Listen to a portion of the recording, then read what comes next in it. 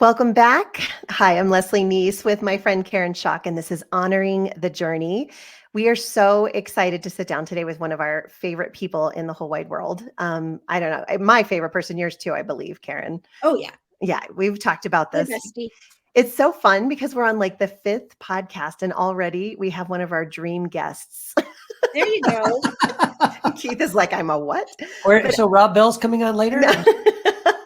Oh man, he's on the list too. But I'm reading his book right now. So yeah, well, today we have the incredible privilege of speaking with Keith Giles. And Keith is not only a friend of mine and Karen's, but he's also the author of the 7-part series, or the Jesus series. If you've heard of this, it's literally life-changing. It has helped me so much. I haven't read every single book, but I've read quite a few of them, and really helps you to sort of put Jesus in a more, I don't know, grounded place instead of just a get out of hell free card. He's so much more. And it was just such a great series. Highly recommend.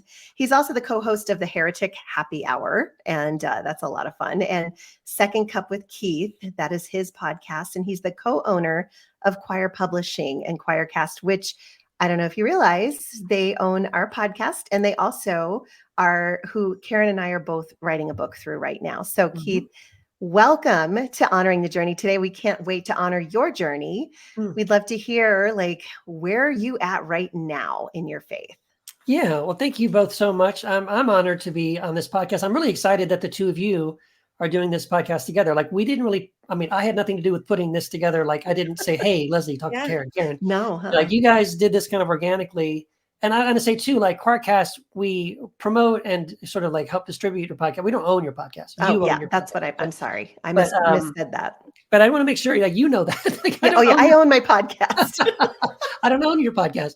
But I'm so excited because I think it's great. And I think both of you are amazing. And I know this podcast is going to reach a lot of people. So thank you for having me on.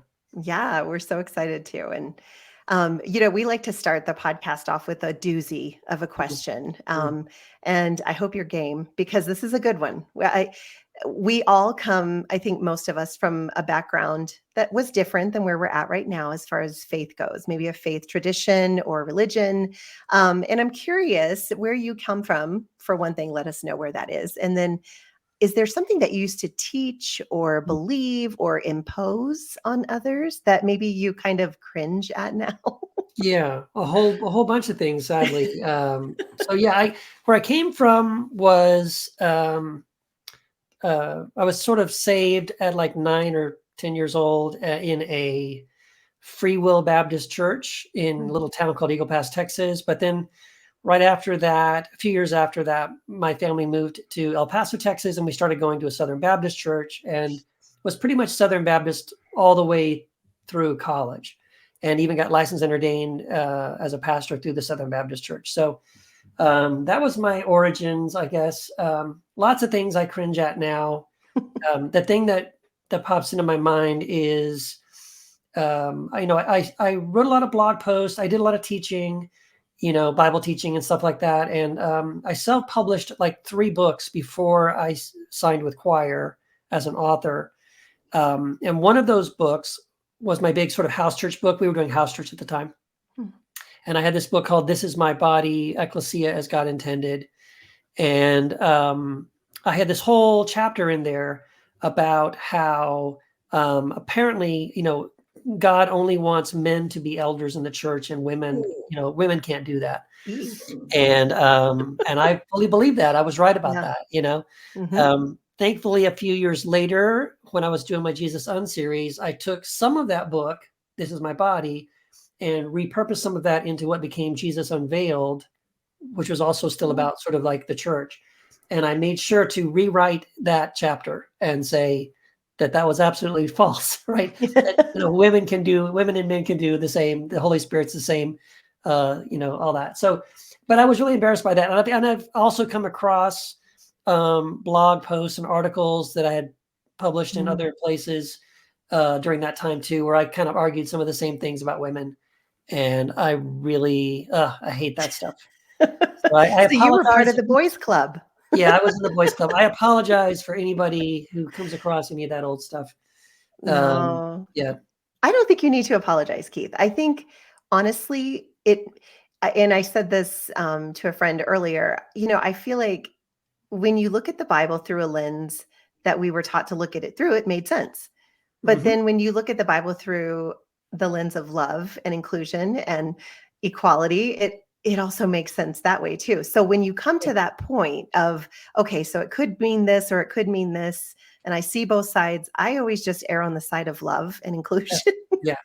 Yeah, exactly. So, but you did the best you did with what you had. And I love you for it. And I think that to me, it's like we've learned a new language. Like we speak that language. We know exactly how the people feel when they hear podcasts like ours, and we know what they're thinking and why they think it. Yes. Totally understand it. But then we also have this new language that we're like, okay, this is a different language that I speak now, and this is more my native tongue. Mhm. So I don't know. Good for you.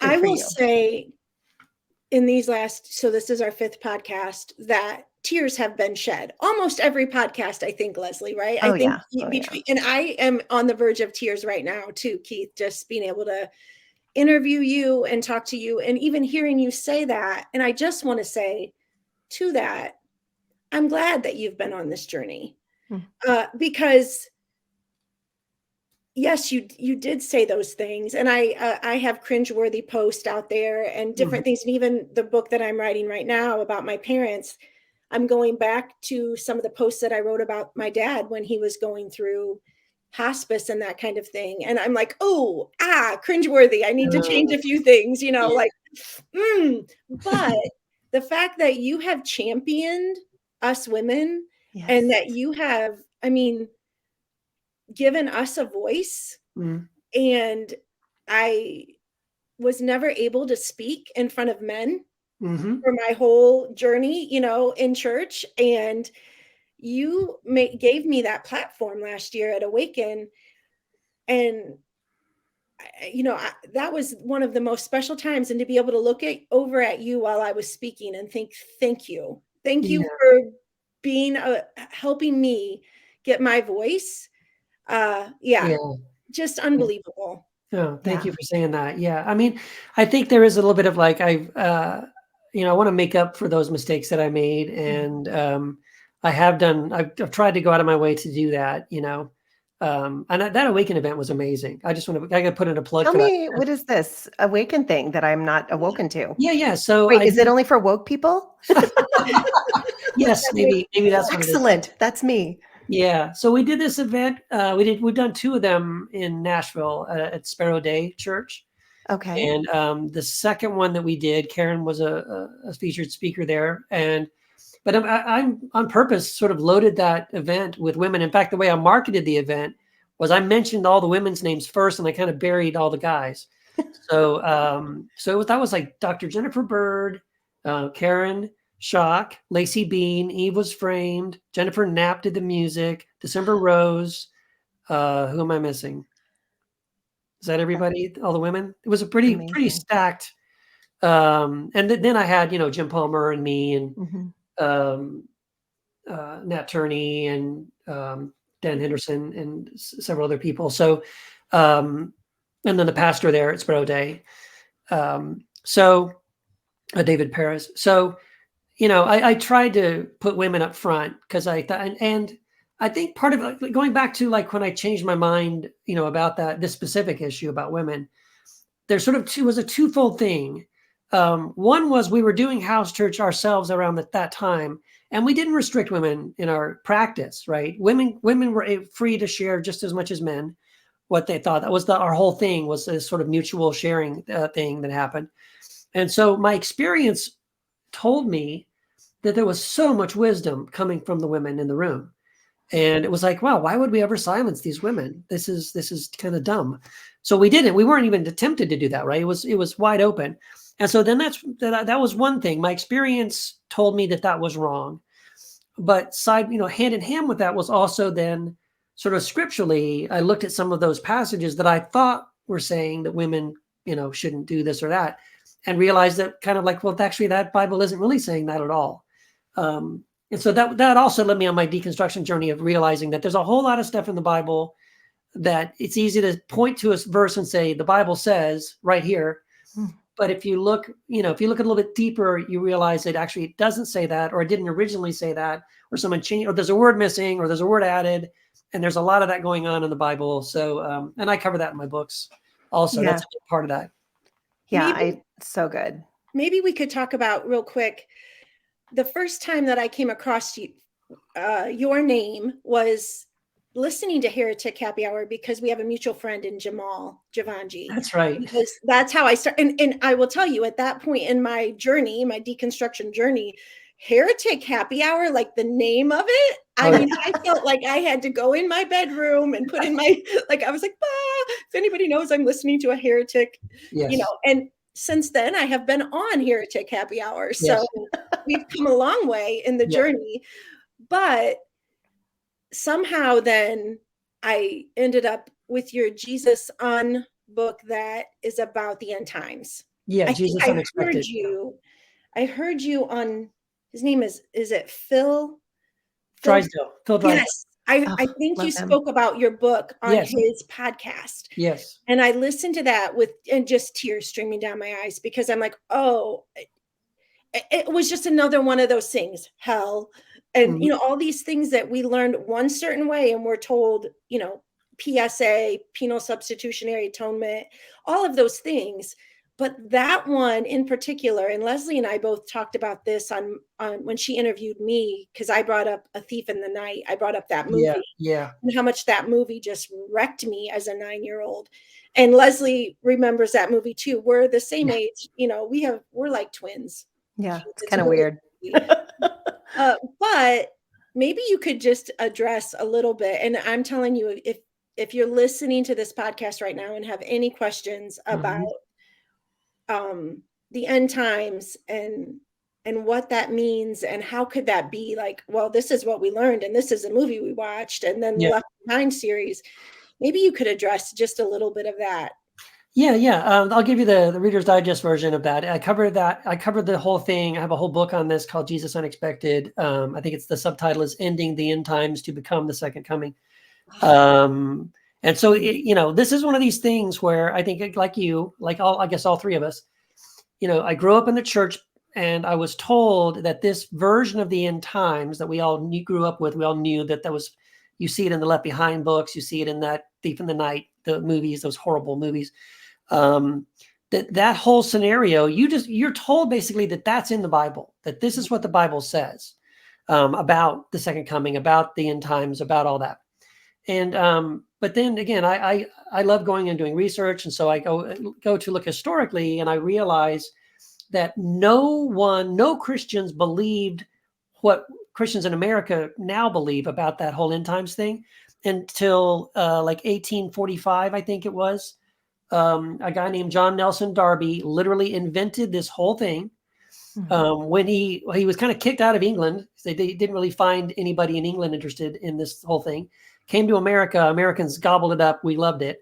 And to the point where he was drawing so many crowds and tent revivals and stuff by talking about this whole end times thing, which again was brand new. No one had ever heard this before, but he was getting people all riled up and all excited about it.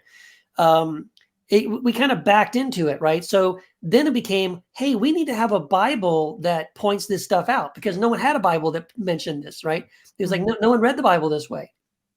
So they literally, was it the Schofield Reference Bible, was written to insert Darby's ideas into the Bible, so that when you read the Bible, you'd read a note, go down to the bottom and read a note that said, oh, this proves blah, blah, blah.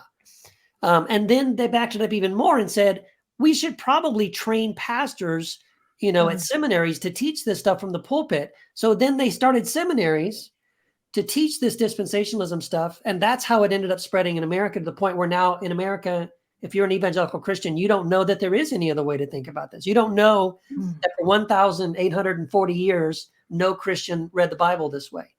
Wow. That's an important thing to know, to realize that, oh, someone invented this stuff. It's a story, that someone invented and sold to us, and packaged it in such a way that now we can't imagine any other way of looking at it. Yeah. Now we call it biblical. That's right. Now it's quote unquote biblical theology. Yeah. Wow. Wow. I mean, doesn't that just blow your mind? Like the amount of sleep that I lost as a child Mhm. Yeah. worried about this. Nobody ever told me there was an option. Like this was something that just happened in 1845. You know what I mean? Yeah. Like, Yeah. no. This is like what Jesus said. And Yeah. this is what he meant. And it's happening and it's coming. And it's just amazing to me. You can take a passage or several different ones and kind of fit it into your narrative. And I think unfortunately it happens way more than we realize. Yes. And Yeah. we talk about this in Square One a lot about how it's almost sort of like a litmus test or a red flag test, at least for me. Any theology that you're sold or you're taught from the pulpit or from, your church or whatever, your Bible teachers, and if it's got something to do with fear or shame or guilt, Mm. those three things, those are your red flags. You should say, wait a minute, right? Why is this such a fear-based, shame-based, or guilt-based teaching? Is this really the good news, right? Is this really what Jesus and the apostles walked around talking about? Most of the time, the answer is no, right? Because no, that isn't what they said. They didn't talk about these things. And so it's how theology has been weaponized and it becomes so toxic. That fear and that shame and that guilt are ways that make it easier for you to be manipulated. And unfortunately, people are works. taking advantage of it. It works. Yes. It It works. And works. keep you coming back. Yeah. That's right. That's right. Oh, Yeah. oh my word. There's so many like as you're talking, I'm like, oh, I want to ask this and this because you have so much wisdom. I'm like, wait a minute. Here's what I want to know though, Keith, because I know that you were probably pretty well respected in evangelicalism and Southern Baptist churches. And now that you are I guess a heretic in that to them. Like Yes. how do you handle that? Like because I think Karen and I both are like, oh boy, here we go. We got our podcast that's pretty much saying where we stand in every single episode. And we know we're going to get some flack. So we could use some wisdom in that. Yeah. Well, I mean, you can't avoid that on one level, like I really honestly never wrote the things the blogs or the books that I wrote or things I posted on social media. I wasn't trying to piss people off. I mean, maybe in the beginning I was, because I thought I would get hits if I did that. But my main goal wasn't to I just want to cause controversy. I just want to make people angry. At my heart, I really wanted to no, I've learned something that I think is helpful. Like, you should know that, for example, the Old Testament never mentions eternal torment. And for 400 years, no Christian, the majority of Christians believed in universal reconciliation. Like, that's something good to know. Maybe you should know that, right? I'm just trying to share the information with people. And of course, when you do that, you get branded a heretic, you get dismissed and attacked and things like that. That's going to happen, right? And so, there is that verse that says, as far as it depends on you to live at peace with all men, So in a very practical level for me and Wendy and our family, we walked away. At the time we walked away, we were part of a vineyard church. We were part of the vineyard church movement. We had planted a vineyard church in Southern California with some friends of ours, did that for about 3.5 years. And for the most part, loved it. It was actually, there was bad things about it, but overall it wasn't bad. It wasn't so bad, but we just felt a conviction at the time. This is sort of what pushed us out into doing the house church thing. We felt like I was doing a lot of study about the early church and realizing the early church, the DNA of the early church was caring for the poor in the community. And that was really the major impact that it had on the culture. It wasn't miracles. It wasn't apostolic preaching. It was literally the people around them going like, oh my gosh, I can't believe you just sold that property to feed these people that are total strangers and you care about the orphan and the widow. And so, we started we left to start a house church that gave away everything to the poor in our community. We just started meeting in homes. We got rejected for that. There were people that didn't like that, people in the Vineyard Church movement, pastors that we planted that church with, who first told us we were crazy and then told everybody that we were, what's that verse? We were actually sitting in Sunday morning, me and Wendy and the boys, like the second row. And we'd already announced that we were leaving to start this house church, but we hadn't left yet. We were doing children's ministry. And so we were trying to train people so that they'd be okay, on our way out. We didn't want to leave them high and dry. So anyway, we're sitting there in service And the senior pastor gave a sermon that morning about the verse that says, they went out from us because they weren't of us. Oh, goodness. Boy, And, have I heard that like, one. yeah. How do you not feel like there's Mm. a massive spotlight on you, right? That whole sermon. And I was just dying inside, like, are you kidding me? I can't believe they're doing this. So it was very painful. I won't sugarcoat it. I mean, Wendy came home in tears a couple of times, like she'd go to Costco and would see somebody that we used to do children's ministry with, friends of ours we had over to our house that their kids played with our kids and we'd done ministry things with them, and they would just ignore us and pretend not to see us. Yep. Wait, can I ask a question real quick? So wait, they were upset because you were helping the poor? They were upset. No. That Okay. wasn't what they I'm were like, upset wait, about. what are they upset about? Like, I'm They trying to figure were- out why they were so mad at you. This They is were crazy. upset because we were leaving that church. Sure. And we were starting our own church, right? So there's a little competition. Although we didn't steal dear anybody. Lord. I didn't pull anybody away. And the fact that we were doing it, like, we didn't plant a vineyard church, right? Yes. It was a house church. It had no covering. It had no denominational covering. We didn't have any statement of faith. Like, we just went maverick. We went rogue, on our own. And I think that scared them. I was going to say fear. That's that's always the answer, isn't it? Fear of what you're doing may be right. So which would mean what they're doing would be wrong. That's right. Number one, fear that what you're doing may be wrong and they care about you, or just even the fear of losing your friendship. Like, just, now we're not going to get to see you. Well, it wasn't coming from our side. Like, I tried really hard to stay in touch with them, with these guys. But you're right. I think you're right. It's the fear. I remember this again so clearly. Again, the senior pastor, one of the last times I talked with him in the office before we left, he said to me, Keith, this is exactly what he said. He goes, Keith, I feel like that what you're doing, I just don't find it in the Bible. And I burst out laughing. Right. I was like, what are you talking about? Like, I can't see what you're doing in the Bible, right? Where's the senior pastor of the church in Corinth? Where's the senior pastor of the church in Galatia? Like, Paul isn't writing letters, dear senior pastor. He's writing to the entire body because everyone in the church has equality amongst themselves, right? We were literally doing 1 Corinthians chapter 12, where Christ was the head. We were all members of the body. We're using our gifts to bless one another and encourage one another, disciple one another. I mean, but he was saying that what we were doing wasn't biblical. And I was like, wow, okay.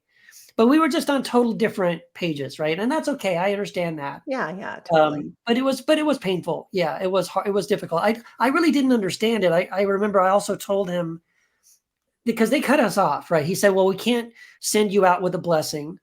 And I was like, dude, I don't understand why you would do this. I said, because what we're doing, we genuinely feel like the Holy Spirit is asking us to step out and do this, right? And I feel like it can only help you to bless us. Like, if we stay connected, I'm not asking for money from you, right? I'm not taking anything from you, but if we keep sort of like, I said, it's like the picture I had in my mind was like, when you have like a plant, there's certain plants and it'll send out like a runner and then root into the ground and then another plant will grow.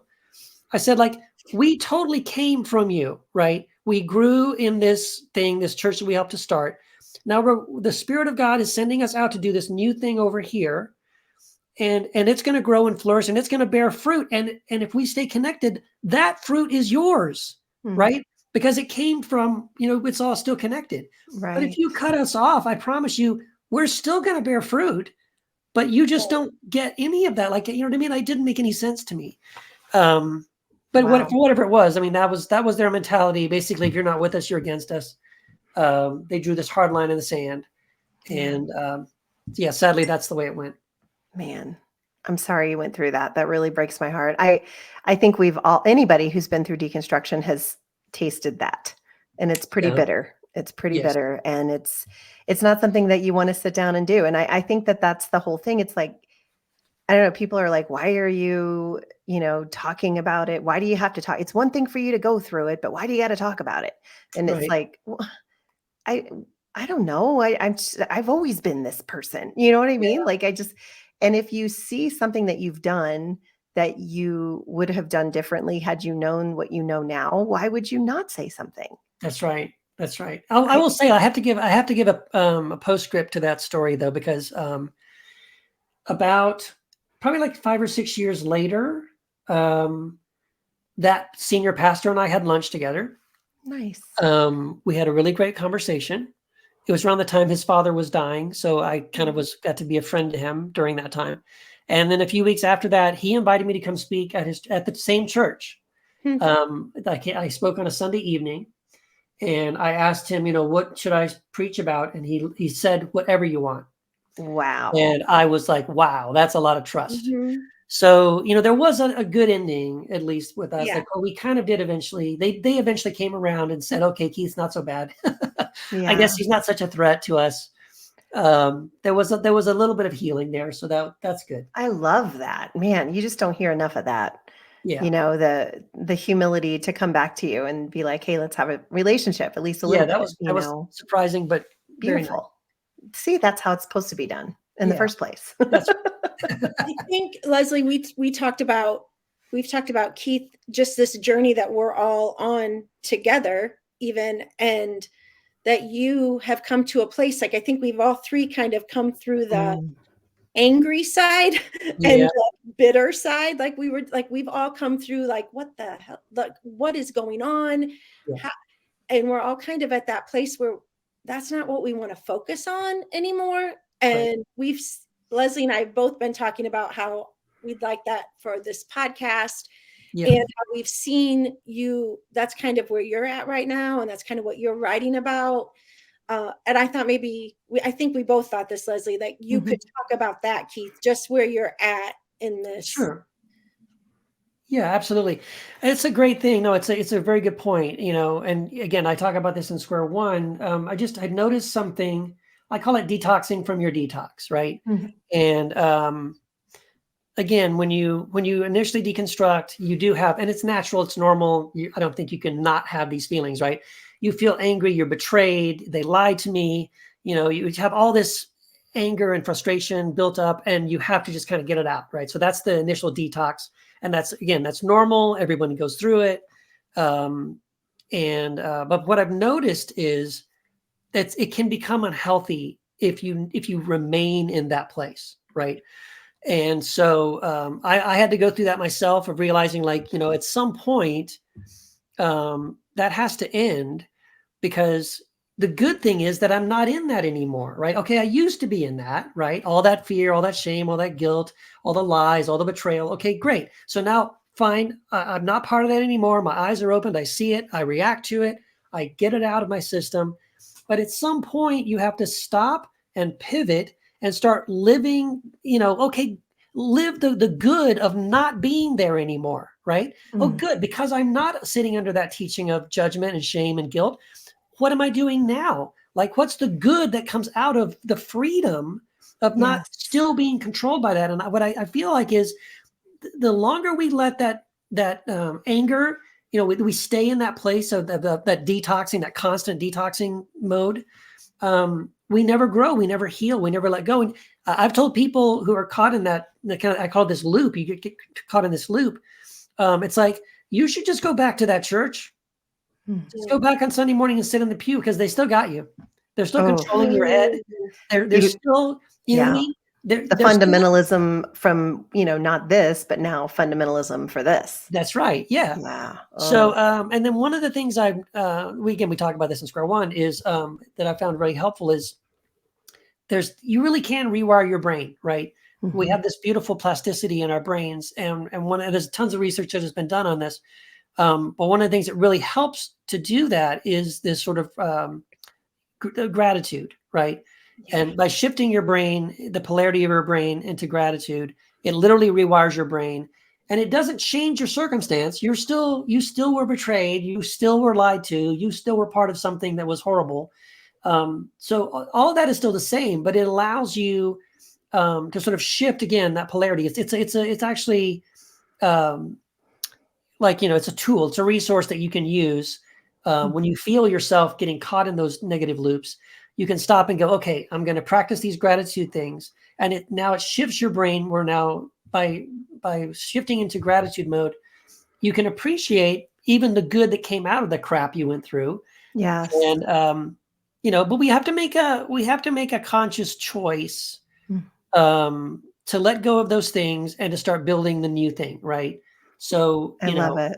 you again, when you go through deconstruction, there's a ton of things that you used to do you don't do anymore. I don't go to this church, I don't go to Bible study, I don't go to women's night, I don't go to prayer meeting, I don't go to the retreat, right? Okay, great. I don't do my Bibles, maybe I don't do my daily quiet time, I don't do my reading to the Bible in the year, whatever. Like, so you stop doing a bunch of stuff once you deconstruct, but most of us don't replace that with anything that's positive. That's like, okay, so what can I do now that really does make me feel connected to God, that really does sort of spiritually nourish my soul?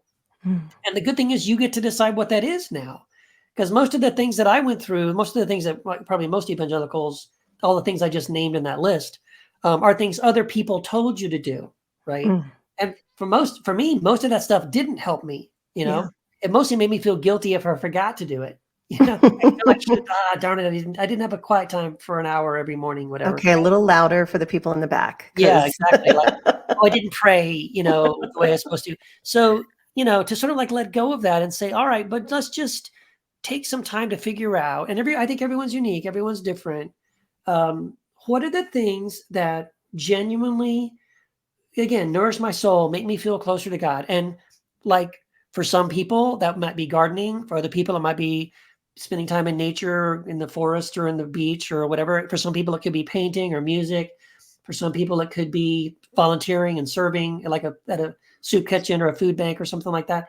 And so basically, it gives us, we should take this opportunity once we've gone through deconstruction to figure out what are those things that we can replace in our life that really do make us feel this connection with God and with one another. Oh, Keith, are you kidding me right now? That was so good. Well, we need to take a quick break, but we're going to come back and I want you to talk about Square One. You've mentioned it several times. Sure. I've been through it. I don't know if Karen's been through it, Oh, yeah. but I mean, it is amazing. And we're going to talk about it in just a minute. Sorry. It's okay. Welcome back to Honoring the Journey. Today, we are honoring the journey of our good friend, Keith Giles. And we were talking right before the break about how he has this really cool thing called Square One. He mentioned it a few times. He said, we talk about this in Square One. I was like, I'm going to give him an opportunity to tell you about this because it has been such a gift to me and to Karen. Keith, tell us a little bit about what this is. Yeah. So I guess about 4 years ago, I started this thing called Square One, mostly because I was getting a lot of private messages from a lot of people going through deconstruction. Maybe they listen to a podcast or read one of my books or whatever, and they'd have questions. Keith, what do I do about this? What do I do about that? Right. And I would sort of like try to take some time with those people, talk to them on the phone or Zoom call or just answer their questions if I could and send them some resources or whatever. And I was doing that all the time. It was like really taking up a ton of my time. And I don't mind doing it, but it was sort of like, I also felt like it was not very efficient because, I talked to one person once and then I never know what happened. Like, where'd they end up? Right. So all of that made me think like, what if I could just create this online course? I'll record like 12 sessions. I sat down with a pad and I just kind of wrote out like these different sessions. And there were 12 of them, like how I would walk somebody through their deconstruction process, help them figure out what it's all about, give them all the tips and things that I've learned through the years, and hopefully point them in the direction of reconstructing their faith. And again, I don't tell anybody what that is. I don't know what that is, but I would give you, I sort of lay it out like a buffet of options, and you get to fill your plate with the things that work for you and ignore the things that don't.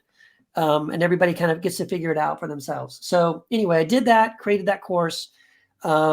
And when I created it initially, I think we had like 15, 20 people in the first round of people that went through it. It included a weekly Zoom call. So every Saturday we get on the phone for an hour or 2 hours and just listen to everybody's story and all that stuff. And there's a private Facebook group and all that. And so I did that. I did that for 4 years. So I literally was taking 15 to 20 people at a time and taking them by the hand and walking them through their deconstruction, reconstruction process. Been doing that for 4 years. Then out of that spawned a Square 2 course and community. And then after that, there was a Square 3 as well, which is just a Zoom call on Sundays. That's awesome. So yeah, it's something that I've almost 200 people now have gone through it. I know a lot of people. So you both have gone through, at least gone through Square 1 for sure. Karen, I know you've gone all the way to Square 3. Yeah. And it's just something that it's satisfying for me because now I really can see that it's helped people. I can track their progress through it. I've heard their feedback about how it's really helped them, and some of the principles and things that we do and we've talked about. So it's been really rewarding. It's been really cool. I will say I've just recently modified it because the downside for me personally was what it meant was that every Saturday for the last 4 years, I was spending 4 hours on a Zoom call with these people again, which I love doing, but it was just kind of killing me. That's a lot. Right? Yeah. Basically I have no weekends, right? Yeah. I just work Monday through Friday and then I work through the weekend and I go back Monday and keep working. January of this past year, Matthew DeStefano and I became co-owners of Quoir Publishing. So that was also now extra work I was having to do. So yeah, I just recently shifted Square 1 to what's called Square 1 Express, which is everything I just said. It's the private Facebook group. It's all those videos and all the courses and all the resources. It just doesn't include the Zoom call. But I've also reduced the price of that. So I'm making that. Hopefully now more people will have access to it. That's awesome. It was so helpful for me. I think it's hard to find somebody who's gone through deconstruction who kept Jesus. And kept God, and you did, and I think that was what I loved about hearing your voice. And one of my hopes and dreams in doing this podcast, writing the book, everything that I'm trying to do right now, I want to be a voice for the invisible person who is just starting to go through deconstruction, who doesn't want anybody to know it, so they're kind of just looking at things online and lurking, and all of that. And I feel like for me, you were one of those voices and you helped me find my voice again. So thank you. I appreciate it. Yeah. Thank you. Yeah. Glad I could do that. Yeah. Big deal. It's a big deal because I've got a big voice. Yeah. Well, you see, this is why I was saying at the beginning, I think Leslie, you and Karen, it's so great that the two of you are together because I do think you're very similar stories. I think both of you have incredible voices, and any and every way that we can amplify your voices that's exciting to me. I think that's beautiful. Oh, we appreciate that a lot. I know Karen and I both we're kind of like shook. Like, what is happening? We met once on a Facebook call, not Facebook's FaceTime, because I've read something of hers on her Facebook page. And I was like, oh, that is beautiful. I love her writing. And I knew she was a writer for Quoir. So I reached out to her. I was like, can we just have coffee on FaceTime? And as soon as I talked to her, I mean, literally before we hung up, I was like, let's do a podcast together. She's like, heck yeah. And it was just so, who does that? But how fun that we, it's so hard to find friends, especially my age, especially where I live in Utah, who are deconstructing, but still want to hold on to some of what they got in their faith tradition. And so, especially the Jesus part, I'm not letting go. I tried, it didn't work. And so to be able to find somebody like that, I'm like, this is super cool. I need this in my life. And if I need it, I know there are other people that need it. So exactly, that's why we're doing it. And it's been so much fun. So tell us a little bit about Second Cup with Keith. What is this podcast about? Yeah. So, well, the short version is, it's just me behind a microphone, sitting right here where I'm sitting right now with a mug of something, coffee or tea, and picking a topic that I'm interested in or that I feel like other people would be interested in, and just doing a whole episode on that, talking about that. It started off, I used to do this on Facebook Live, where I would just I'd have something I wanted to talk about. I would just jump on Facebook, turn on, I did a video thing where I would just say, hey, Second Cup with Keith. Usually I really was drinking my second cup of coffee that morning. And I would just, hey, I want to talk about this. I jump on Facebook, I do a little video. People would comment and things like that. And so that's what it was initially. I did that for about a year or so. And then I had a chance to do a solo podcast with a friend of mine. He was like, I'll host it. I'll put it together, and I'm like, well, okay. So I just transferred Second Cup with Keith over to a podcast and started doing it.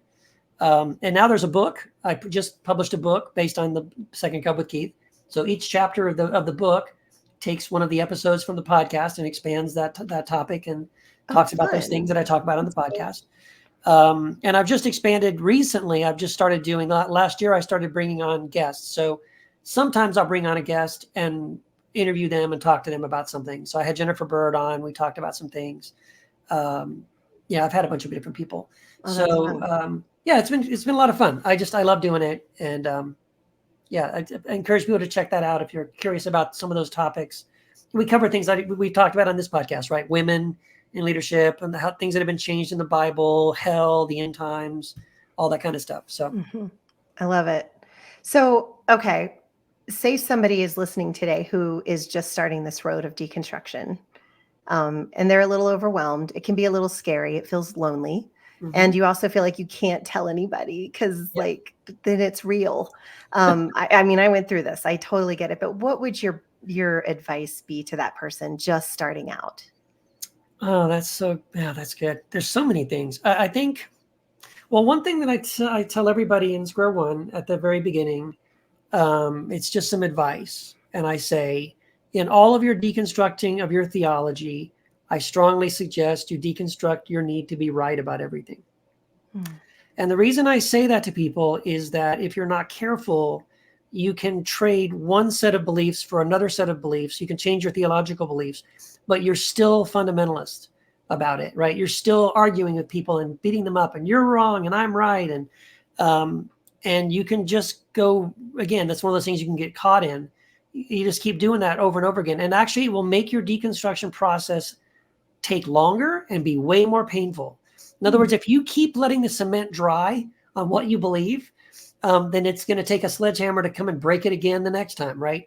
Whereas if you kind of hold loosely to those beliefs and say, my whole thing is like, I was wrong before, I'm probably wrong now. I bet I'm going to be wrong tomorrow. So let's just not worry about who's right and wrong. It's not about being right and wrong. And so again, it takes some humility. You have to be willing to say sometimes, I don't know what I believe about this. Or I believe this, I think, but I'm still staying open to new information.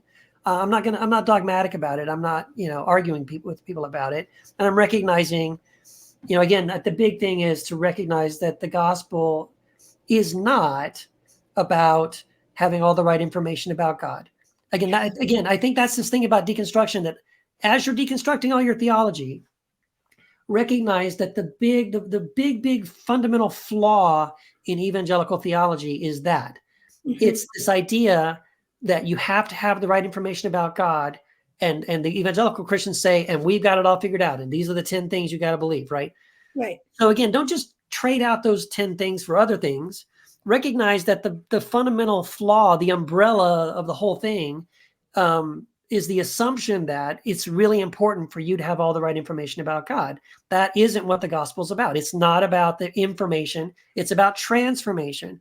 And transformation can happen when you don't know anything about theology, right? You could be a 6-year-old girl and love Jesus and have an incredible connection with the Holy Spirit, and you can't explain the Trinity. You don't know anything about, Augustine's Confessions or and you don't have to, because it's not about information. It's about transformation.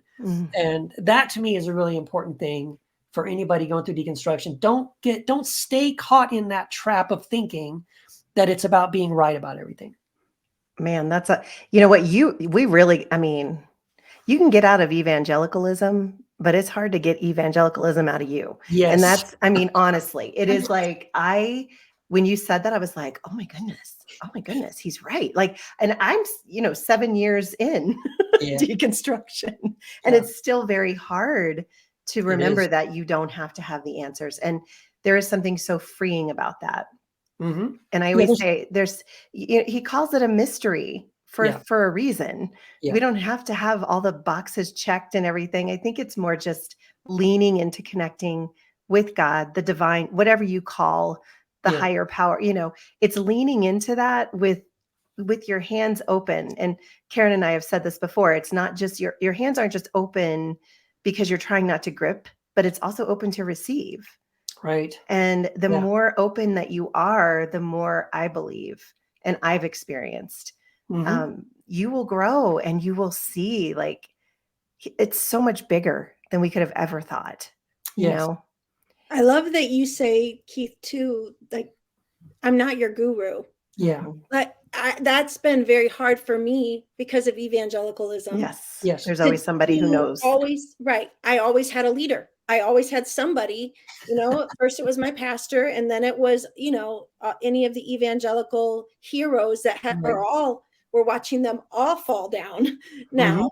But, if John Piper says it's true, then it must be true. Right. And that was easy. That was actually easy. And it became one of those things where, well, then if it's not John Piper, it must be Keith. Right. Yeah. And so even through Square One, you would say that almost weekly, like, yes, I'm not your guru, people. Like, I'm not, you're going to find it. You're going to, and that's the beauty of keeping your hands open and being able to say, I don't know it all. And certainly Keith doesn't know it all. Right. And neither does John Piper. God bless us all. Yeah. And you don't have to know it all. That's the thing. That's right? the beauty. There's no need to know it all. Right. I was thinking about this the other night about how screwy it is for us to get caught in that mindset, because, like, if Christianity, if the gospel is about, well, we got to have all this exact theology, just look at the way that Jesus communicated, right? Right. The two main things that Jesus would always do is tell stories and ask questions that he left open. He never explained it. He never explained the stories except for once. And then he would ask a question and walk away, not even wait for the person to figure out. He would ask a question, and then while they're scratching their head, he just leaves.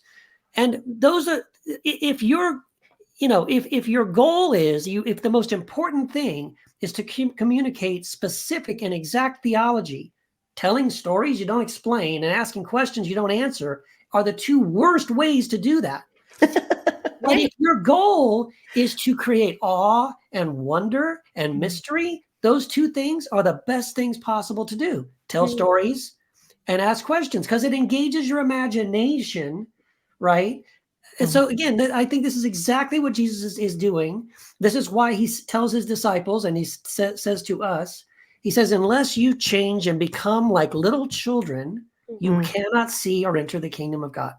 And if you have kids, we've all got kids, like, well, what do kids love to do? But why? But why? Why? Right? They're always asking questions. It's annoying how often they ask questions. And so I think, again, Jesus is calling us back to that sort of childlike wonder of approaching a God who is a mystery. Again, it's not a God. The goal is not to have God mapped and drawn out on a piece of paper or figured out, because you can't, right? Let's admit it. But God is someone that you can experience. You definitely can have an experience of God, and you might not be able to explain it, but surely you can experience it. It's like a discovery that lasts your whole life. Yeah. And you discover different layers and different ideas and ways to connect with them. And that's one of our visions for this podcast as well, is to really explore like different ways to connect with the divine. And, we've got people coming up who are going to be talking about astrology, and we've got somebody who's really into yoga, and these are all things I was terrified of in evangelicalism. So I know that, that's a hard thing to understand, but listen, they are connecting. You can't deny it. That's right. And so I feel like God's a lot more, he loves the expressions that we have when we try to connect with him, and having the freedom to do that without fear is life-changing. Yeah. Yeah, that's right. Absolutely. Really so important. Man, I know you're not a guru, but good grief. You got some wisdom in you, Mr. Giles. Well, thank you. Again, but like to Karen's point, I've done this before with other people too, right? I look up to certain teachers, and the danger is, of course we learn from people, right? I really appreciate David Bentley Hart and Richard Rohr and Brad Jerzak and Brian Zahn. And, I learn from those people, and I really appreciate the things I learned from them. But like, don't ever sort of give away your brain. Don't give away Totally. your spiritual autonomy. Like, so I definitely will learn from those people, but I can disagree with them. I don't have to believe it because they Right. believe it.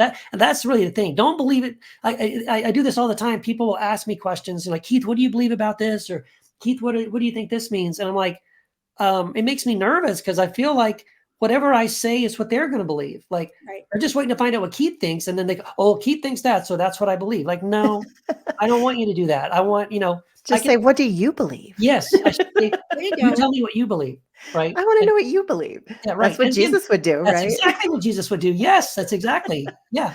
That's wonderful. And it's the opposite. It really is the opposite of what we've learned in church with our church leaders That's and right. the men in my life Yeah. who are leading and saying, don't trust your heart, Yeah. don't, your heart can't be trusted.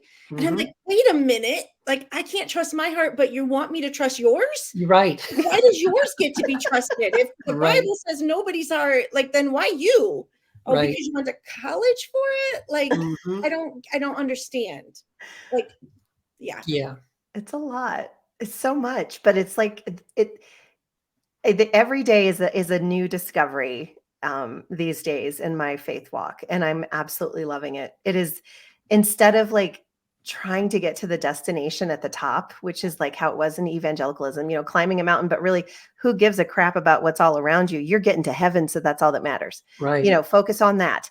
But now I'm looking around like, man, this view is amazing. Yes. Who knew? I was so busy looking at the top that I missed everything around me. Right. And it is like, I'm so excited to be on this journey. And I love that I have people now in my life who are also on this journey with me. And, nobody's really leading the other. We're just kind of doing it together. Right. And I'm thankful for both of you, for one thing. Mhm. But yeah, Keith, everything that you've done with Square One and your books and podcasts, I remember hearing your voice for the first time and I thought, wow, his voice sounds like, it was weird. You and Richard, both of you, I heard your voices on a podcast. I was like, I think I trust him. Like, it's weird. You know how you can hear a voice, you're like, I'm going to trust that voice, not listen to it and think that's all I'm going to believe. Right. But like, I believe that this person's heart is in the right place. He's not trying to get followers. He's not trying to sell books. You're not trying to sell books. I mean, you do sell books, thank God, but that's never been, I've never felt that was your motive. Right. And I appreciate that about you. So thank you. Yeah. Appreciate that. Yeah. It scares me a little bit when you say that, that you just hear my voice and you just trust me. Like, okay. No, I know, but it's called discernment. It's a gift of the Spirit. No, Right. And I think it has to do with having, and Leslie and I have talked about this too, having a soft heart. Yeah. Like having a moldable, soft, willing to listen, willing to be wrong, willing to, you can hear that in your voice. And I think that's, once you get to our age, once you get in the 50s, it's hard to find people with soft hearts. We've learned everything we need to know. Right. Yeah. Now shut up and sit down and listen to us because we know it all. Right. And you don't hear that in your voice. You don't hear that in Richard Rohr's voice. Yeah. Right. You hear a soft, I could be wrong. Yeah. Like, I'm not trying to tell you what to believe. I'm just saying what worked for me. This is how I see it. Yeah. And he said a quote once that I've never forgotten. And I wish I could remember exactly how it is. Maybe one of you remember, where it was like, it's either great suffering or great love that makes you change the direction that you're going. And for me, it wasn't so much the suffering, it was the great love. And I man, when he said that, I literally just started bawling because I thought that is like beautiful. And it's true. And I feel like sometimes we're afraid to change. We're afraid to believe something different. But when I just finally just said, I'm just going to let go. I'm just going to let go and trust that, what God said, when he's got you, he's got you. Like, he's not going to let me go. Right. But this journey, you guys. Yeah, it is good. And I love that this is the title of your podcast, Honoring the Journey, because like you were saying earlier, we used to think it was all about the destination and like you said, getting to the top. And that's one of the positive things I think about going through deconstruction is that hopefully you reach a point where you really can just relax and enjoy the journey, right? You don't, you're not so worried anymore about, well, what if I'm wrong about this or what if I'm wrong about that? It's like, no, God is love, and I'm created in the image of love, and whatever happens, if God is my judge, I'm judged by love, right? So I'm going to be okay. I'm not afraid of God, and I'm not afraid of even the journey and where I'm going on the journey. Or taking a wrong turn, Yeah, because that might have been the right turn for you. right. It Yeah, just I might think, not have been the right turn for someone else. Who yeah, knows? that's part of the thing about the mystery as well, right? You have to have the freedom to say, what's over there, and just go look, right? But also to understand, just because you go and look and learn something new, you don't have to accept it, Right. right? It You could doesn't say, have to oh, be a part of who you are. yeah, that's interesting, but I don't, no, I'm not Not my going to. jam. Yeah, exactly. Keith, thank you so much. If our listeners want to find you online, where would they go? Yeah, well, I blog on Patheos, and it's just my name, keithgiles.com. That's one easy way to find me. My podcast, Heretic Happy Hour, Second Cup with Keith, and I do another one called Apostates Anonymous, which is a lot of fun, with my co-owner of Quoir, Matthew DeStefano. Those are all on anywhere you listen to podcasts, and I'm on all the major socials, right? Instagram, TikTok, Twitter, Facebook, even YouTube. Well, we'll Happy put to your connect. links in the show notes so everybody can just click and come find you, All because right. you're definitely worth finding. We appreciate your time today. Is there anything you want to leave us with today as you're heading out? No, I guess the main thing would just be for anybody who's deconstructing, you're not alone. There are some really great, encouraging voices out there like you guys. And thankfully, there are a lot of podcasts that are really good and that help you, give you permission to ask questions and think about things. And don't worry about, again, having it all figured out. The gospel really isn't about having the right information. It really is about this transformation, and that happens in connection with God. And if you have that, hold on to that. Thank you, Keith. Keith Giles, Giles, if you want to look him up yourself. And thank you, Karen. As usual, so fun getting to know you on the podcast that we're doing together. Feelings are mutual. Yeah. And you, the listener, I can't thank you enough for being on this journey with us as we honored Keith's journey today. And, if you want to find us online, we're all over the place. We've got a Facebook page that's private. It's Honoring the Journey. And you have to ask to enter. And not because we have a password, but because we want to see your name when you come in. And also we have we just started an Instagram, so that's new and fun. And I am on TikTok. Karen's on TikTok. We've got all kinds of fun links that we'll put in the show notes as well, so you can find us there. So thank you so much today for honoring this journey with us, and we look forward to next time with you. Okay. End recording.